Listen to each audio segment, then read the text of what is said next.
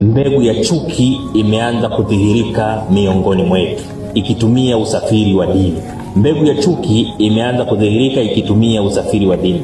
Mabingwa wa kugawanya watu wamesema hawa wa Tanzania tunawagawanya kwa mbinu ipi? Wametumia usafiri wa dini kutugombanisha. Ukipita barabarani huku huwezi kujua chuki zimepandikizwa kwa kiasi gani, lakini ukikaa kwenye mitandao ya kijamii uangalie vijana wetu na watu wazima wanavyotumiana message, maneno wanayoandikiana mle, utagundua kwamba mbegu hii ikiachiliwa kwa mwaka mmoja zaidi hatuna Tanzania. Mbegu hii ya kuchukiana, ya kutoaminiana, ya kutiliana mashaka ikiachiwa iendelee kwa mwaka mmoja zaidi hatuna Tanzania.